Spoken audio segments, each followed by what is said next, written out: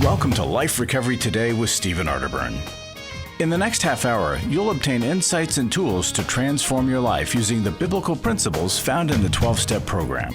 We believe everyone can benefit from a life recovery experience because we all have struggles in life. Struggles with addictions, food, depression, anxiety, and relationships, to name a few. You'll be encouraged to see how others have found a new way of life with hope for the future through life recovery. Your host is Steve Arterburn, founder of New Life Ministries and Women of Faith, author of over 100 books, and teaching pastor at Northview Church in Carmel, Indiana, one of the 20 largest churches in America. Steve is the co-editor of the Life Recovery Bible, the #1 selling recovery Bible. With over 3 million copies sold, this is the Bible given to inmates by Prison Fellowship and the Pew Bible for the Salvation Army. Now here's Steve. Hi there, Steve Arterburn here, and welcome to Life Recovery Today. So glad you're with me. You know, back in 1989, Kevin Costner starred in the movie Field of Dreams, and he's up against needing to sell the farm, but he also has a dream to build a baseball field. Well, James Earl Jones, this wonderful actor, is talking to him and he says, Kevin, don't sell the farm. They're going to come here and they're going to give you their money. They won't even know why, but they're going to give it to you, $20 at a time, because it's money they have. It's peace they lack. Today's Life Recovery Today is all about peace and lacking peace. And the 12 Steps has been an amazing way for people to find the peace in the midst of horrible turmoil, destruction, and just really a horrible way to live. But, you know, much of the power of the 12 Steps, as we've talked about many, many times here, is its truth right out of the Bible. You know, step 1 says we admitted that we were powerless over our problems and that our lives had become unmanageable. Well, Romans 7:18 says, I know that nothing good lives in me. I want to do what's right, but I can't. Well, you know, that's a pretty good description of being powerless. And then you've got John 8:31-32 saying, you're truly my disciples if you remain faithful to my teaching, and you will know the truth, and the truth will set you free. Well, people misunderstand that, and they think that the truth's just going to set you free, like you could memorize a scripture and then you've got freedom and peace. But no, it says that you need to follow my teachings and become a disciple. Well, I'll tell you, when you're lacking serenity and lacking peace, recovery is a great way to find it. And I don't know of anybody that knows more about recovery and finding peace in the midst of some pretty severe addictions than Chris Williams. He is a therapist that works with us, a Christian therapist that works with us at New Life, does some of our conferences, and then of course he's a host on New Life Live. And today he's going to talk to you about the wisdom of peace. You know, living in that peace-filled life. A lot of people say, well, I don't want that, that's just boring. But as he explains, it's actually quite the opposite. And, you know, I remember a time of tremendous turmoil in my life, and I tried everything to find peace. I went to 2 different therapists and doctors and all this, but you know what it did? It finally came down to this place of acceptance. Bill W., you know, one of the most famous quotes there, acceptance is the answer to all my problems today. Now I can tell you that acceptance leads to peace, but here's the problem. We can know that, but we don't have it because we don't know how to get to acceptance. And Chris is going to help us with that. I'm so glad that you've tuned in on this day, because is there any downside to peace? I mean, you can have peace in the midst of betrayal. You can have peace in the midst of any kind of recovery.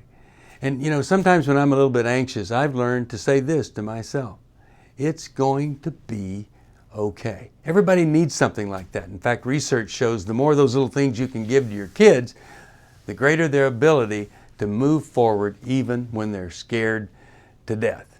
Well, with all of that, here's Chris Williams. I think you're going to like this. The wisdom of peace. In other words, maybe it's not too smart to live without it.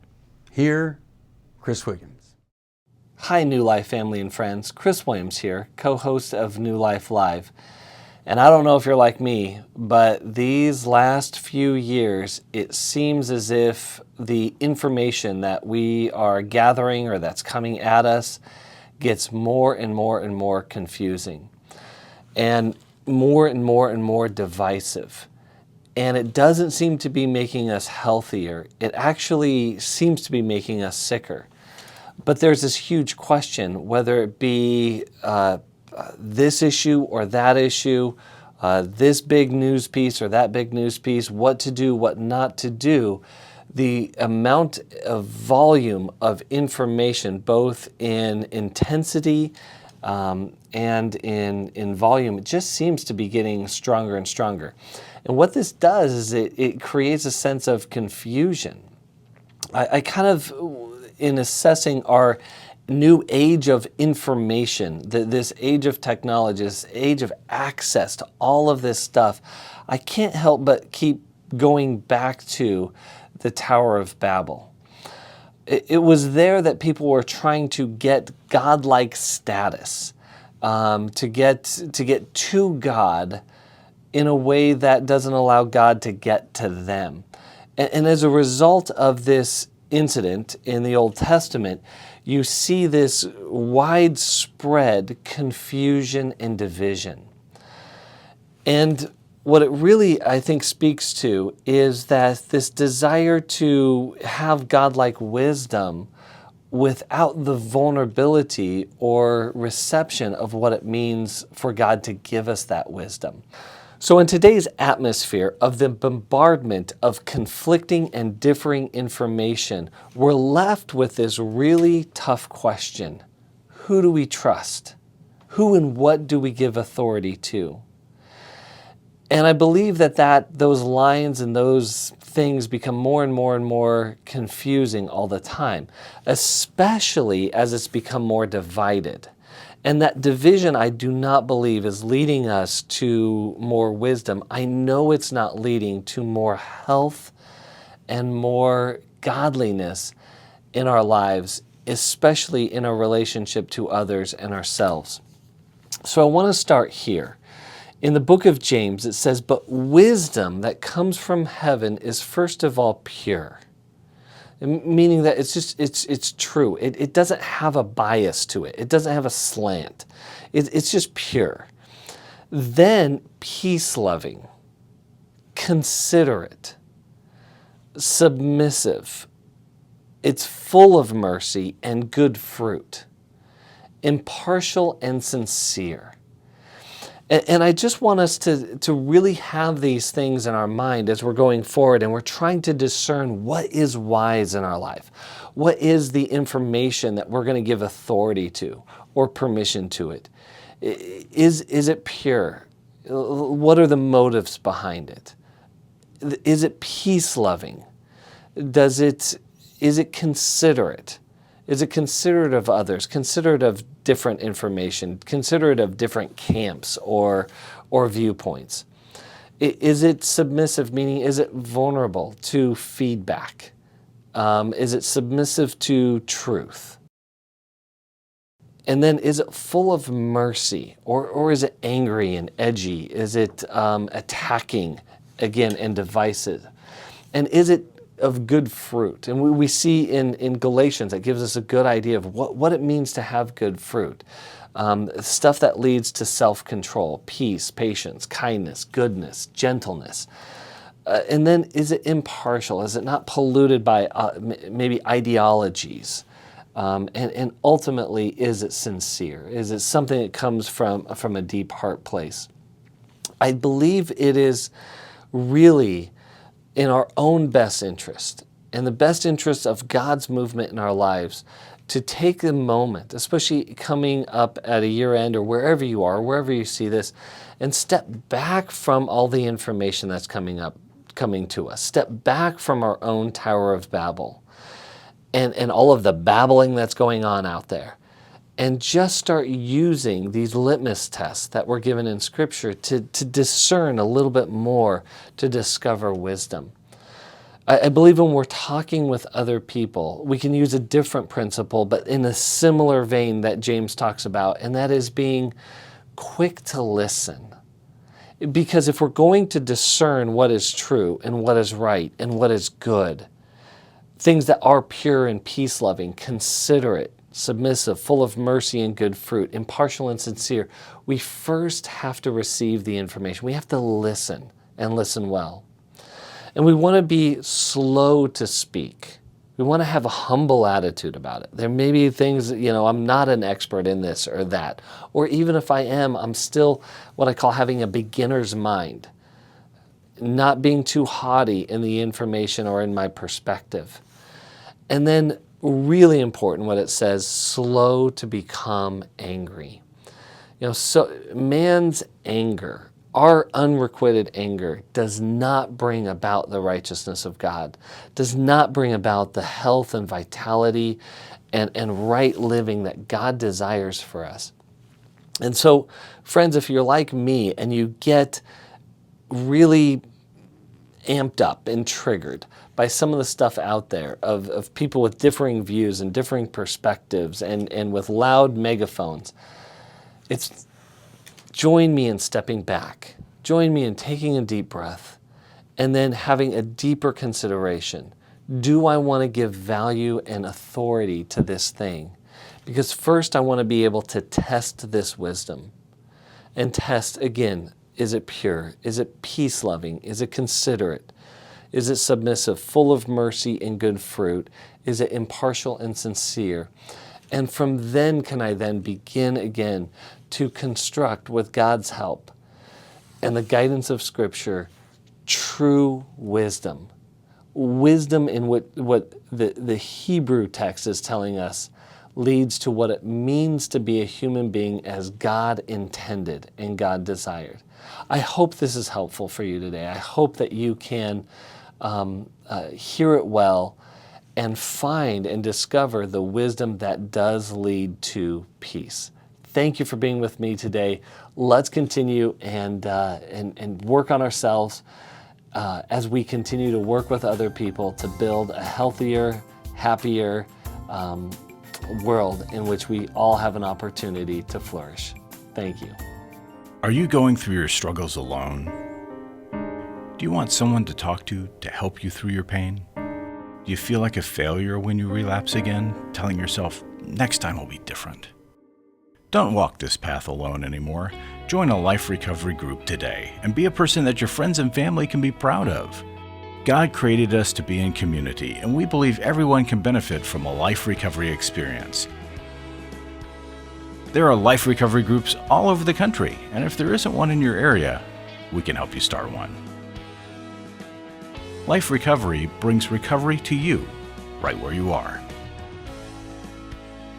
You'll take a journey with others to find healing and freedom. Whether you're looking to join a group or start one, New Life Ministries is here for you. Call us at 1-800-NEW-LIFE or visit liferecoverytoday.net.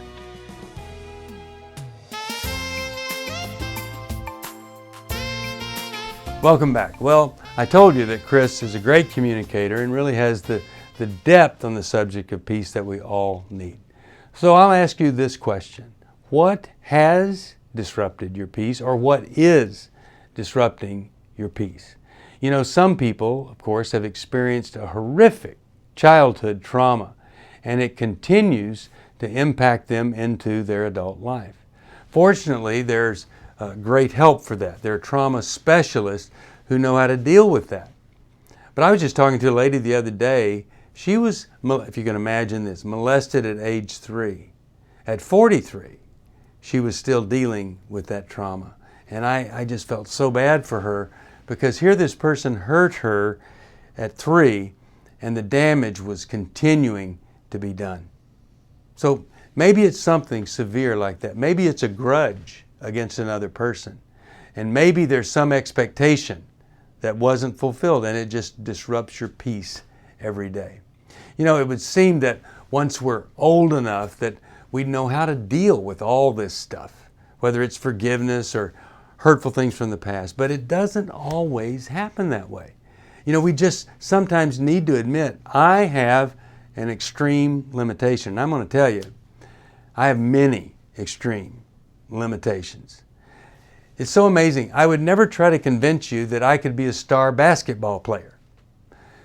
I also would never try to convince you that every problem that comes my way, I'm the master of it and I know how to figure it out. That would be as foolish as trying to convince you that I'm a great basketball player. Well, Chris really explores this and helps us understand why it is that even though we're bright and smart and older, we need help. It's an important issue. Here's Chris. Hi, New Life family and friends. This is Chris Williams, licensed marriage and family therapist, co-host at New Life Live. I'm here to talk about something that is really been more popular, especially in the therapeutic circles and community, and that is the relationship to our painful experiences from our childhood and how they affect us in our adulthood. And there's something called the ACE score, which is Adverse Childhood Experiences. And they've done a tremendous amount of research on showing how our painful experiences, our adverse experiences from our childhood can affect us when we become adults. And there is direct links between things like autoimmune diseases. There are direct links, obviously, to trouble in relationships. Mental health issues, depression, anxiety, bipolar, and on and on and on. And so they're seeing that as there's these links, that it's really important that what happens to us in our childhood really does matter. And I want to talk a little bit more about that today and why that is. And let me start with the brain and how the brain is designed. The first function of the brain in a human being is the same as every other animal on planet Earth, and that is to keep us alive. That part of the brain is fully formed around 6 months, and again, it tells us when things are in danger. It tells us when we have something that we need, and it has an alert system called the stress response system. And so when a baby cries, that stress response system activates and lets its caretakers know, lets its parents know that it's hungry or it needs a diaper change or that it's tired and sleepy or that it needs to be held, it needs attention. And so that system is alive within us throughout our entire life. It is the strongest system in our brain and includes the functioning of what's called the autonomic nervous system, the thing that how our body works without us ever having to consciously think of that. I mention all of that because that part of the brain, being the strongest, has a deep memory. And the deep memory isn't, again, something that we consciously think of, but it stores information. For instance, if I was, let's say, 5 years old, and I was bit by a German Shepherd, the brain then stores that information through the sensory data, meaning the 5 senses. So what I saw, what I smelled, what I heard, what I felt, and even probably not tasted in that situation, but it'll do all of those 5 senses, and then it'll lay down a template to say, okay, if that was a painful thing and it was scary, never let that happen again. So now it uses that data to put me at high alert. So later on, when I hear a deep bark that sounds like a German Shepherd, my brain is then put on alert that I'm in danger. Or if I just see another person walking a German Shepherd or a Shepherd dog, I put on high alert. And I'll go into a fight, flight, or freeze response to that. Something to keep me safe. Now, if we take that example and we place that in abusive or painful family experiences, it's not just a one-time incident, but something that we have to live with over a long period of time. We see how that will affect us. And if we put our alert system on that high demand over time, it's going to have big consequences. But it oftentimes doesn't show up until we are in relationship, especially close relationship. So if I grew up with a parent in the family who was angry and who liked to yell a lot, but that when the intensity or volume would go up in the voice, I knew that I would experience pain in some way. I would experience a hurt. So that if I get married later on in life, if my spouse raises their voice, immediately something inside of me starts to react and get very fearful. And most likely I will respond in a fight, flight, or freeze response. That could go the other way. Let's say I grew up in a home where it's like people kind of disappeared. My caretakers, my parents disappeared, or what we've experienced is abandonment. Or I call it going dark. They just kind of tap out and ignore us. Then if later on I'm married and my spouse needs some alone time and I kind of feel them drift away from me, I start to get this panic feeling inside. And what's wrong and what's wrong? I may want to grip down on that. And so that's not a response based on what is happening in the moment as an adult, but that is a response of what has happened to me over and over in my past. So that's why it's so important that we look at our stories, that we understand our stories, that we understand how did we get to where we are today, and what part of that is impacted by the experience that I had growing up, in the home that I grew up, in the family I grew up, in the environment I grew up, in the significant events that happened along the way for good or for bad. Because once the painful experiences do not get connected to a healing experience, they stay stuck and they act themselves out over time, which includes our great draw to medicators or things that can become addictive. And so that is why when we're looking at addiction issues, we're looking at relational issues, we're oftentimes going back to early childhood trauma or just childhood trauma or trauma throughout a person's life. And what parts are those that remain unhealed and unsafe? And how do we help those parts of our experiences get to a safer, more secure place so that we can show up more fully to the moment? This is really at the heart of what it means to go through a trauma recovery experience and see a trauma-informed therapist. God really does desire our healing. Jesus' ministry shows that over and over and over again.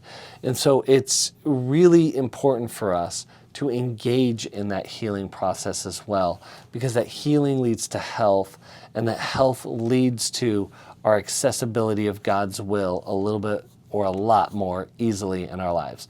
Thanks for being with me today. Get into the healing process. If you're like me, you'll be in it for the rest of your life. That can sound overbearing or daunting, but man, it is an amazing journey along the way. And most importantly, we get to show up more readily to how God designed us and what He desires for us. Thank you for being with me today, and I wish you very well. Life recovery isn't just about making the courageous choice to give up an addiction or dependency. It's a journey towards health, wholeness, and becoming your very best you. If you need resources to help you in your journey, we can help. There are many life recovery resources that you can do on your own, with a group, or with your church.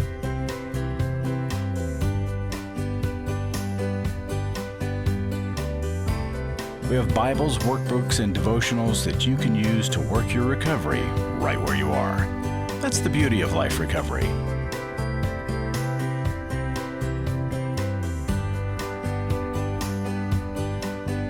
To learn more or to get the Life Recovery Bible or any other life recovery resource, visit liferecoverytoday.net or call us at 1-800-NEW-LIFE. 1-800-NEW-LIFE.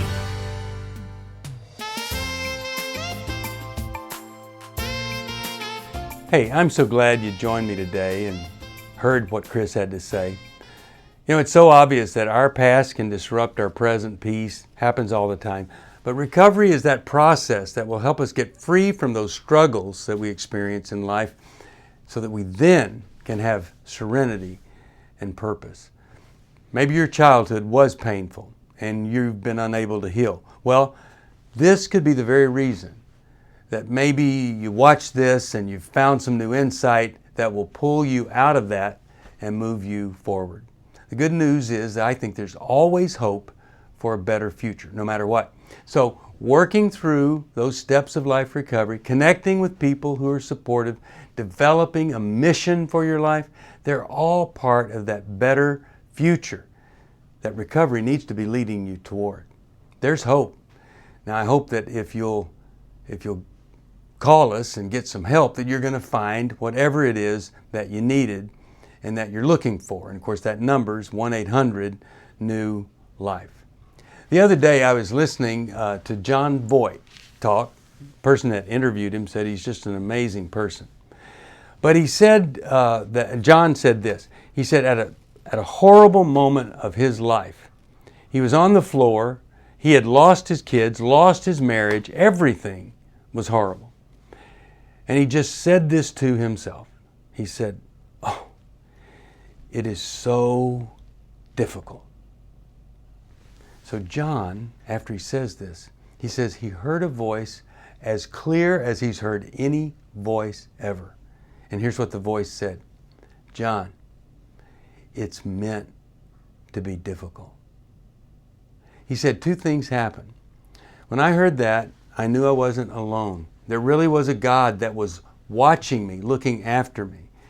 And secondly, life made sense now. It's meant to be difficult, and I shouldn't be shocked that it's been so hard, so now let's do whatever I can do to make it better. And that was a total, complete turnaround for him in the midst of hardship. Well, if you look at the long version of the Serenity Prayer, it asks us to accept hardship as the pathway to peace. Now, isn't that interesting? Hardship becoming a pathway to peace, so that I might be reasonably happy in this life and supremely happy with Him forever in the next life.